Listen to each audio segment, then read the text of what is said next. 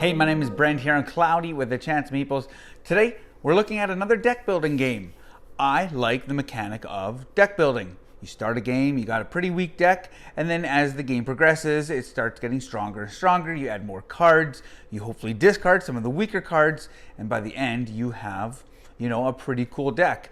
While this is a generic dungeon crawl theme, Clank, a deck building game, I will say this, I had no interest in playing Clank the first time I saw it. I was like, that's just straight boring because I'm not a fan of the whole dungeon crawl, the whole fantasy theme. Did this game change my mind? We'll have to find out. Cue the thunder. So the radar overview for Clank, a deck building adventure, looks like this. This is not going to be a rules video by any stretch of the imagination. In fact, this is just going to be just a general overview of how the game is played and what exactly players are doing in Clank. I will say this, the first time I ever saw this board, I was a little bit overwhelmed. I will try to explain how everything works. It looks a little overbearing, but it's actually not as complicated as it looks. Players will start on top of the castle here, and they will be moving through this dungeon, through these tunnels, as well into the depths. Okay? Some tunnels, you can go there for free. Other ones take 2 movement points. Some of them are locked unless you have a key. And then other ones have monsters waiting, lurking, that will cause you to have damage in the game. So you'll be moving through this tunnel, and you can go in any direction you want, regardless, or depending on if you have a key or not. And you'll be trying to collect an artifact, a single artifact. And those are these bigger hexagon tiles here, ranging from, a couple of them aren't on the board, but ranging anywhere from 5 all the way to 30. The deeper you go into the depths, the better the artifact and the more victory points it will gain you. Of course, if you can get out of the depths before the dragon comes after you and attacks. Okay, so on a player's turn, this is a deck building game. So when you start the game, you'll have 10 cards.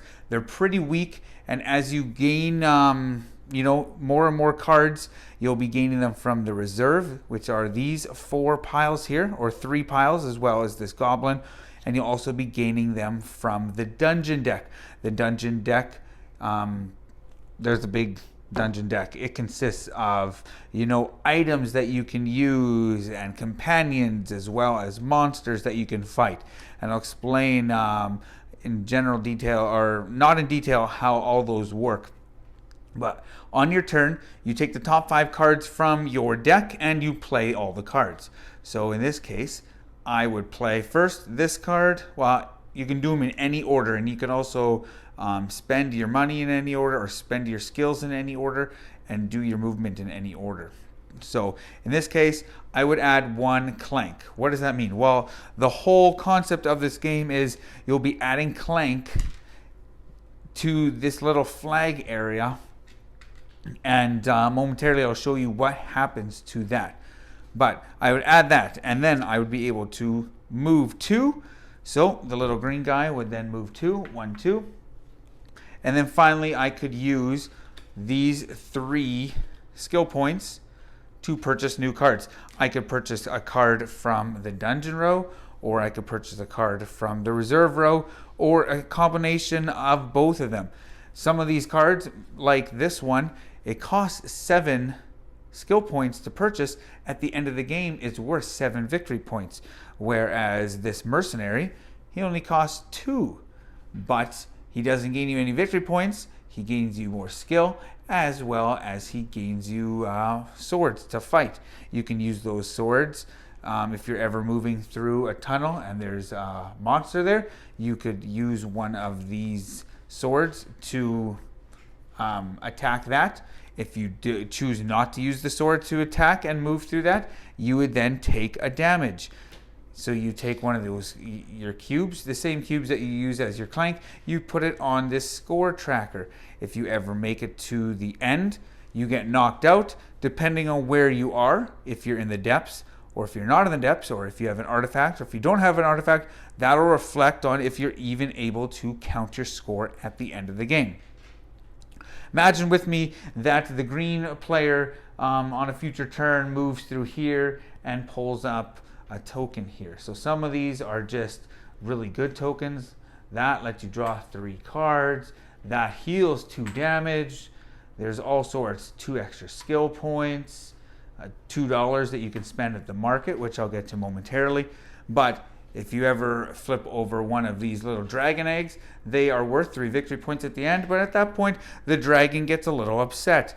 You move the dragon marker up 1 notch, and then you take all of the clank that is in this area, and you put them in this bag, and then you draw cubes equal to the number where it shows where the dragon is, in this case 3. So then you shake them up, you pull out 3 tokens, and any black one is a dragon. That means nothing. And then the blue player and the green player would each then take a damage, and they would be adding up on their track there. So if you ever make it to the end and get knocked out, depending on where you're at on the board and depending on if you have an artifact, will reflect what happens next. So as I mentioned, there's different artifacts.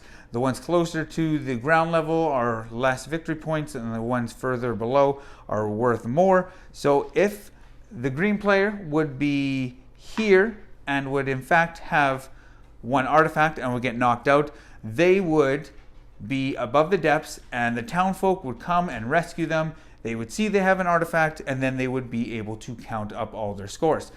If the green player was below here and got knocked out, even if they did have an artifact, well, they don't have a chance to win the game because they got knocked out in the depths. Okay, if a player ever makes it all the way out, so in and then out, they would then gain 1 of these mastery tokens, which is worth 20 victory points. They would kind of trigger the end game. At that point, on their next turn, they would move. Nothing would happen.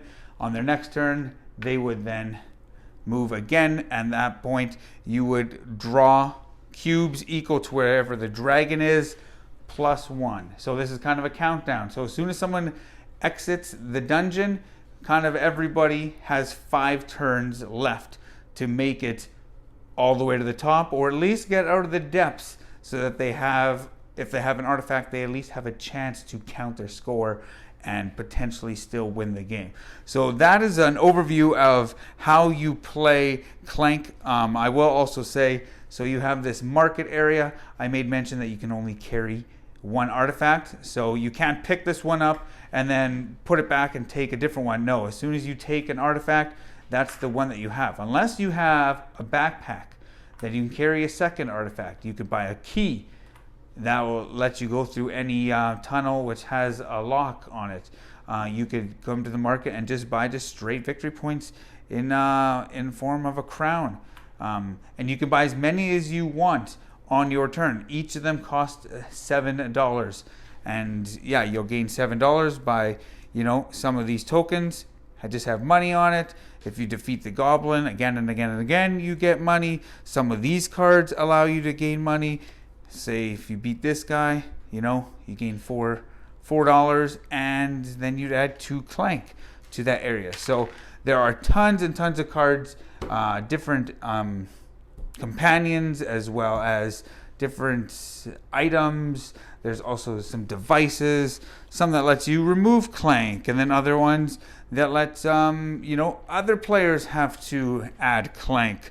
So you're going to be moving along and just trying to push your luck, debating how deep into this depths will you go before you try racing back to the top. So that is how you play Clank. Onto the final forecast. So the final forecast for Clank, a deck building adventure. As I said at the top of the video, the whole fantasy theme, dungeon crawlers, not my thing. They kind of bore me. I'm just not a fan of that. When I saw Clank, to be totally honest, I had no desire to play the game. Well, I've played it. I played it a few times. even when I opened the board for the first time, I looked at the board and I looked at the, just all the tunnels, and it just looked like chaos. And I was like, what is going on? There's just so much to wrap my mind around. There's actually not that much. It's actually very, very streamlined, and this game is an absolute blast. I really enjoyed my multiple plays of Clank. I've played and seen a few different strategies. Someone going all the way down to the, getting one of the best artifacts and then pushing their luck if they're even going to make it out of the depths in time. And I've played a game where someone just went just to the bottom, or I guess to the top of the depths, took one of the least amount of victory point artifacts and then raced to the top, and they actually lost. So I like that whole push and pull, or push your luck, of how far you're going to go into the depths. And I think this game hinges on the group and the people you're playing with, because if you have a few people at the table who are just going to get in and get out, I think it might fall flat. The game might end a little too early and you just may not enjoy it. But that whole push your luck of, okay, you know what, I'm going to go to the market. I'm going to stay around here a few more turns to, gain a little bit more income, to go to the market, maybe to buy one of those crowns, or maybe stay in the area of those monkey idols and then maybe try to get one, maybe two of them. I just love that whole push and pull, or maybe not push and pull, but that whole push your luck of how long are you going to fiddle around in the depths before making your exit of the dungeon. I just really, really thoroughly enjoyed this game. That dungeon deck, there's a ton of cards, so you have a whole bunch of different strategies or different ways to go about it. And some of those cards, I think it's the Dragon's Eye. You buy it, and if you make it out to the top and you get one of those mastery tokens, it's worth an additional 10 victory points. So buying that card, you're going to have a higher, you're going to be motivated more to actually get in and get out of the dungeon. And every game is going to feel a little bit different depending on what cards come out. And just overall, I'm a fan of deck building games. I love starting with a weaker deck, and then hopefully getting rid of some of your cards and getting more and more powerful cards, and then having bigger and bigger turns, because you have some of those cards in the dungeon where it's or in the dungeon deck, you play it and draw 2 cards and draw 1 card or draw 3 cards. So then all of a sudden you're drawing all these cards, you're playing all these cards, and then you have tons of skill points that you can purchase those secret books for 7 victory points, and you can just have some pretty big turns. And then if you play your cards right, kind of pun intended here, you can buy cards that allow you to, have a lot of movement. So then you can chance it going deeper into the dungeon for a better artifact. Then you'll have time to make it to the top. Just a fantastic game. I really did enjoy this. I'm still not a fan of the whole dungeon crawl fantasy theme, but I really did enjoy Clank, a lot. I'm giving this one 85% Chance Meeples, because I think it's an absolute fantastic game. If you're a fan of deck building, highly suggest it. If you're a fan of that, thematic dungeon crawl, just Dungeons and Dragons type theme, I'd say give it a chance. You may be pleasantly surprised. So 85% chance for Clank, a deck building adventure. My name is Brent. Check us out on Facebook, Cloudy with the Chance of Meeples. Remember, grab your umbrella. The forecast is cloudy with a chance of meeples.